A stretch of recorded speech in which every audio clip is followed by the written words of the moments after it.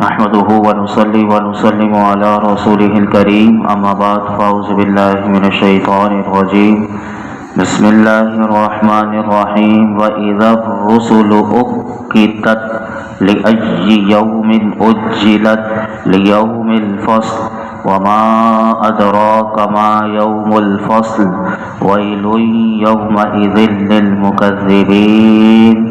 اور جب رسولوں کو ایک خاص وقت پر جمع کیا جائے گا، کس بڑے دن کے لیے انہیں ٹھہرایا گیا تھا، فیصلے کے دن کے لیے. اور تجھے کیا معلوم کہ وہ فیصلے کا دن کیا ہے؟ اس دن جھٹلانے والوں کے لیے خرابی ہے. اس آیت کریمہ میں کہ وَإِذَا الرُّسُلُ أُقِّتَتْ، کہ جب رسولوں کو ایک خاص وقت پر جمع کیا جائے گا، اس وقت کے بارے میں مفسرین کے مختلف احتمال مفسرین نے اپنی تفاسیر میں بیان کیے. فرماتے ہیں کہ اس سے وہ وقت مراد ہو سکتا ہے کہ جس میں رسول اپنی امتوں پر گواہی دینے کے لیے حاضر ہوں گے، کیونکہ پیچھے آپ نے مضمون سماعت کیا تھا کہ اللہ رب العالمین نے قیامت کی علامات بیان کی تھی، یعنی قیامت کے دن یہ سب کچھ ہوگا. بعض مفسرین فرماتے ہیں کہ اس سے وہ وقت مراد ہو سکتا ہے کہ جس میں رسول ثواب پا کر کامیابی حاصل کرنے کے لیے جمع ہوں گے. تیسرا قول کہ اس سے وہ وقت مراد ہو سکتا ہے کہ جس میں رسولوں سے پوچھا جائے گا کہ جب انہوں نے تبلیغ کی تو ان کی امتوں کی طرف سے انہیں کیا جواب دیا گیا، اور امتوں سے پوچھا جائے گا کہ انہوں نے اپنے انبیاء علیہم السلام کو ان کی دعوت کا کیا جواب دیا. یعنی وہ وقت ایسا وقت ہوگا. جیسا کہ یہ جو تیسرا قول ہے، اس کے بارے میں قرآن کریم میں ایک اور مقام پر اللہ تعالیٰ نے یعنی اسی تفسیر کو دوسرے انداز سے بیان کیا کہ فَلَنَسْأَلَنَّ الَّذِينَ أُرْسِلَ إِلَيْهِمْ وَلَنَسْأَلَنَّ الْمُرْسَلِينَ، تو بے شک ہم ضرور ان لوگوں سے سوال کریں گے کہ جن کی طرف رسول بھیجے گئے، اور بے شک ہم رسولوں سے بھی سوال کریں گے. پھر فرمایا کہ لِأَيِّ يَوْمٍ أُجِّلَتْ، کہ کس بڑے دن کے لیے انہیں ٹھہرایا گیا تھا. اس آیت کریمہ اور اس کے بعد والی آیات کی تفسیر یہ ہے کہ فرمایا کہ جھٹلانے والوں کو عذاب دینا اور ایمان لانے والوں کی تعظیم کرنا اور ان چیزوں کو ظاہر کرنا کہ جن پر ایمان لانے کی مخلوق کو دعوت دی جاتی تھی، جیسے قیامت کے ہولناک دن کا قائم ہونا، اللہ کی بارگاہ میں حاضری، اعمال کا حساب ہونا، اعمال ناموں کا کھلنا اور میزان یعنی ترازو کا رکھا جانا وغیرہ. فرمایا یہ تمام امور کس بڑے دن کے لیے مؤخر کیے گئے تھے؟ تو اس دن کے لیے مؤخر کیے گئے تھے کہ جس میں اللہ تعالی تمام مخلوق کے درمیان فیصلہ فرمائے گا، اور پھر خود ہی فرمایا کہ تو کیا جانے کہ وہ فیصلے کا دن کیا ہے اور اس کی ہولناکی اور شدت کا کیا عالم ہے. پھر اللہ تعالیٰ نے ارشاد فرمایا وَيْلٌ يَوْمَئِذٍ لِّلْمُكَذِّبِينَ، اس دن جھٹلانے والوں کے لیے خرابی ہے.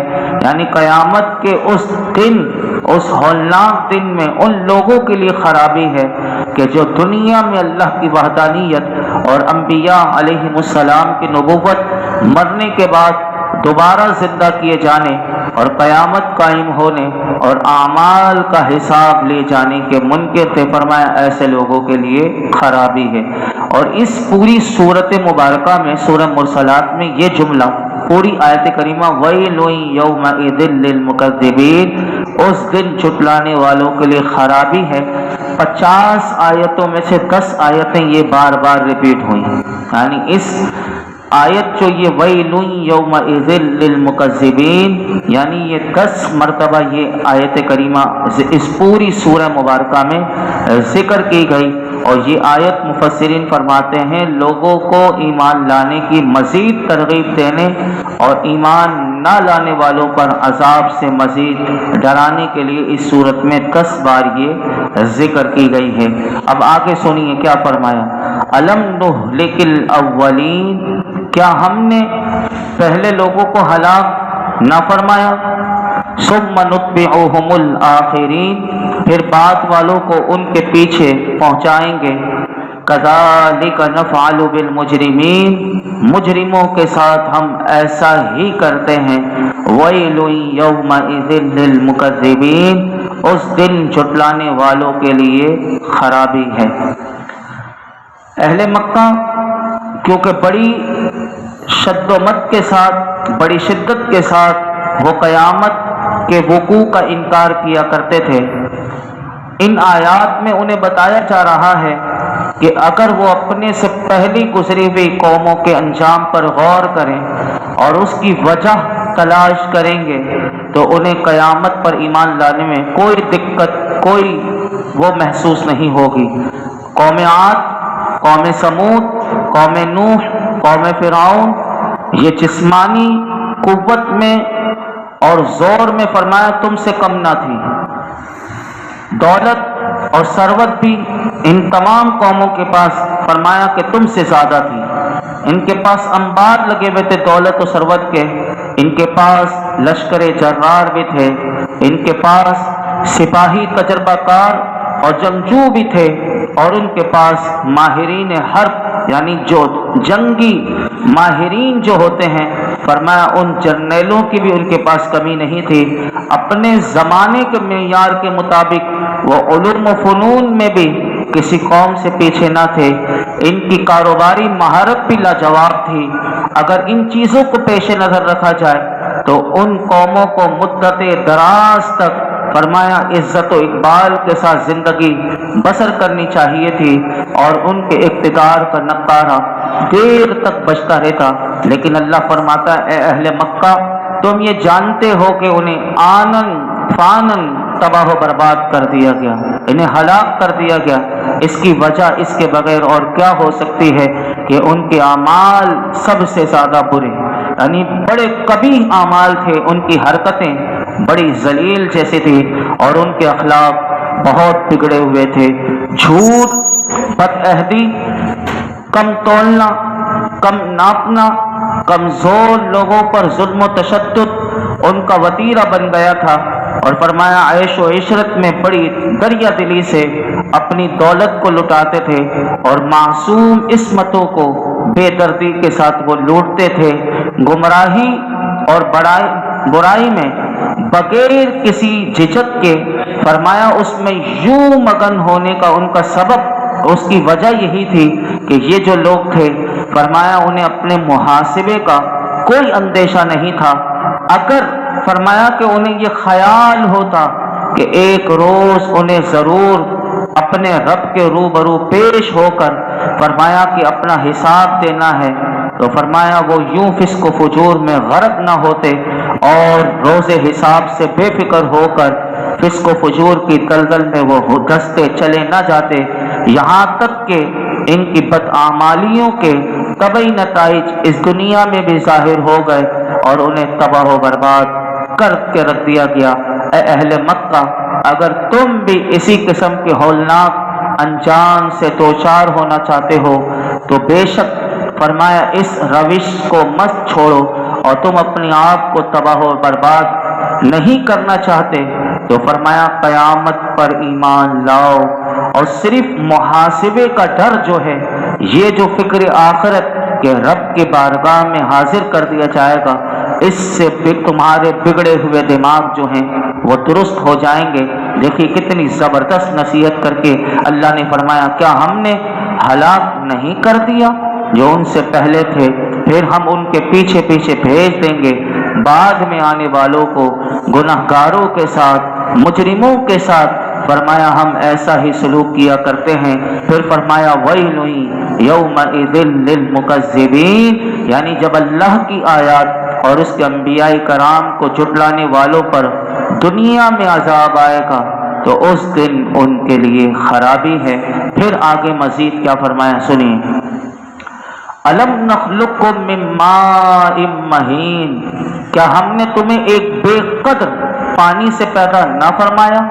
فجعلناہ فی قرار مکین، پھر اسے ایک محفوظ جگہ میں رکھا، الی قدر معلوم، ایک معلوم اندازے تک۔ فقدرنا، تو ہم قادر ہیں، فنعم القادرون، تو ہم کیا ہی اچھے قدرت رکھنے والے ہیں۔ ویل یومئذ للمکذبین، اس دن جھٹلانے والوں کے لیے خرابی ہے۔ اللہ تعالیٰ نے ان 4 آیات میں ارشاد فرمایا کہ اے لوگوں، اللہ تبارک و تعالیٰ نے تمہیں ایک بے قدر پانی سے پیدا فرمایا، اور وہ پانی نطفہ ہے، یعنی جو انسان کی منی ہے۔ پھر اس پانی کو ایک محفوظ جگہ میں رکھا، اور وہ جگہ کیا ہے؟ ماں کا رحم ہے۔ اور اس پانی کو ماں کے رحم میں فرمایا ایک معلوم اندازے تک رکھا، اور وہ معلوم اندازہ وہ وقت ولادت ہے، یعنی وہ ولادت کا وقت ہے، اور جسے اللہ تعالیٰ ہی جانتا ہے کہ وہ 9 مہینے ہیں یا اس سے کم یا زیادہ، یہ اللہ رب العالمین جانتا ہے۔ تو اللہ تعالیٰ نے اس پانی سے ماں کے رحم میں تمہاری تخلیق کے مراحل کا حتمی اندازہ فرمایا، اور وہ حتمی اندازہ فرمانے پر فرمایا کیا ہی اچھا قادر ہے۔ تو فرمایا ویل یومئذ للمکذبین، یعنی قیامت کے دن ان لوگوں کے لیے خرابی ہے کہ جنہوں نے اپنی پہلی بار پیدا کیے جانے کو دیکھنے کے باوجود وہ دوسری بار پیدا کیے جانے کا انکار کر دیا۔ فرمایا ایسے لوگوں کے لیے قیامت کے دن خرابی ہے۔ پھر اللہ تعالیٰ ارشاد فرماتا ہے الم نجعل الارض کفاتا، کیا ہم نے زمین کو جمع کرنے والی نہ بنایا؟ احیاء و امواتا، زندوں کو اور مردوں کو، وجعلنا فیہا رواسی شامخات واسقیناکم ماء فراتا، اور ہم نے اس میں اونچے اونچے مضبوط پہاڑ بنا دیے، اور ہم نے خوب میٹھے پانی سے تمہیں سیراب کیا۔ ویل یومئذ للمکذبین، اس دن جھٹلانے والوں کے لیے خرابی ہے۔ اللہ تعالیٰ نے ارشاد فرمایا کہ ہم نے زمین کو تمام زندہ اور مردہ لوگوں کو جمع کرنے والی بنایا۔ یہ زمین دیکھیے زندوں کو بھی جمع کر رہی ہے، مردوں کو بھی جمع کر رہی ہے۔ اللہ فرماتا ہے زندہ لوگ اس کی پشت پر مکانات اور محلات میں رہتے ہیں، اور مردہ لوگ اس کے اندر اپنی قبر میں رہتے ہیں۔ اور فرمایا ہم نے زمین میں اونچے اونچے پہاڑ بنا دیے، اور ہم نے زمین میں سے چشمے اور پانی نکلنے کے مقامات پیدا کر کے خوب میٹھے پانی سے تمہیں سیراب کیا۔ اور یہ تمام باتیں مردوں کو زندہ کرنے سے زیادہ عجیب ہیں، لہذا جو ان چیزوں پر قادر ہے وہ دوبارہ زندہ کرنے پر بھی قادر ہے۔ پھر فرمایا کہ قیامت کے دن ان لوگوں کے لیے خرابی ہے کہ جنہوں نے ان چیزوں کا مشاہدہ، جسے اللہ نے آنکھوں سے دکھا دیا کہ یہ تمام چیزیں انسان اپنی آنکھوں سے دیکھ رہا ہے، مشاہدہ کر رہا ہے، فرمایا ان چیزوں کا مشاہدہ کرنے کے باوجود بھی وہ اللہ کو ایک نہیں مانتا اور اللہ کی وحدانیت کا اقرار نہیں کرتا اور مردوں کے زندہ ہونے کا انکار کرتا ہے، تو فرمایا ایسے لوگوں کے لیے خرابی ہے۔ مزید یہ مضمون آگے بڑھا چل رہا ہے۔ اللہ رب العالمین ہم سب کو قرآن حکیم کا نور اور اس کا فیضان نصیب فرمائے، اور ہم سب کو اللہ فکر آخرت نصیب فرمائے۔ اللہ ہماری آخرت، ہماری قبر اچھی فرمائے۔ الحمدللہ رب العالمین، والصلاة والسلام علی سید الانبیاء والمرسلین وعلی آلہ واصحابہ اجمعین۔ یا اللہ پاک جو کچھ سنا اس میں کوئی غلطی کوتاہی ہو معاف فرما، اپنی بارگاہ میں قبول فرما یا رب العالمین یا ارحم الراحمین۔